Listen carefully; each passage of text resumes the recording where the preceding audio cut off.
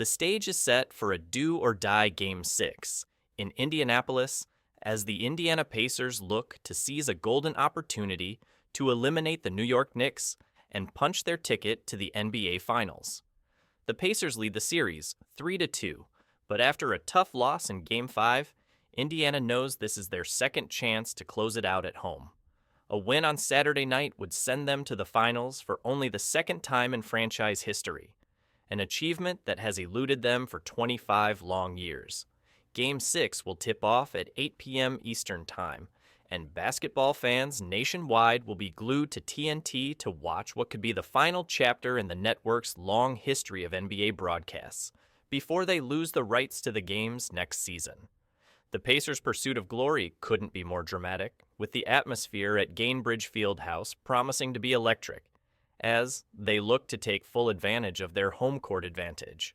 However, a Knicks win would force a Game 7 on Monday night in New York, adding an extra layer of tension to what has already been an intense back-and-forth series. If the series does go the distance, the winner will face off against the Western Conference champion in a final showdown, which begins Thursday in Oklahoma City. For Indiana, this is an opportunity they can't afford to let slip through their fingers. As the clock ticks down on this critical Game 6, the Pacers' star point guard, Tyrese Haliburton, stands as the franchise's best hope for delivering that long-awaited return to the finals. Haliburton has been nothing short of sensational throughout the playoffs, and his recent performance in Game 5 showed just how high the stakes are. In Game 5, Haliburton posted an eye-popping stat line, 32 points, 15 assists, 12 rebounds, and 4 steals, all while keeping his turnover count at a perfect 0. It was a historic performance, marking the first time since turnovers were first tracked in 1977-78 that any player had recorded at least 30 points, 15 assists, and 10 rebounds in a playoff game without committing a single turnover. For a player so young, Haliburton has proven to be a clutch performer when it matters most, and he'll need to do so once again to help his team advance to the finals. Even more poignant was the fact that Haliburton's performance came in front of a familiar face. His father, John, who had been banned for 8 games following an on-court altercation with Milwaukee's Giannis Antetokounmpo earlier in the playoffs. Haliburton's last-second layup that eliminated the Bucks from the postseason was a moment to remember, and his father's return to the arena added another emotional layer to the game.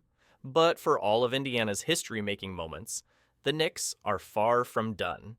New York, after dropping the first 2 games at home, has clawed their way back into contention, winning 2 of the last 3 games, including a commanding 111-94 victory in Game 5.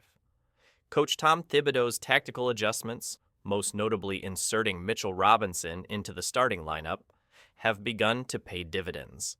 Robinson's presence has given the Knicks a much-needed defensive edge, allowing them to slow down the Pacers' offense and keep them in striking distance. In addition, the Knicks' offense has been recharged thanks to Karl-Anthony Towns' recent surge. The All-Star center has averaged 24 points and 13.3 rebounds over the last 3 games, using his physicality to dominate in the paint and provide a much-needed scoring boost. Towns' willingness to attack the basket more frequently has forced the Pacers' defense to shift, creating more opportunities for New York's shooters. Then there's the ever-dangerous Jalen Brunson.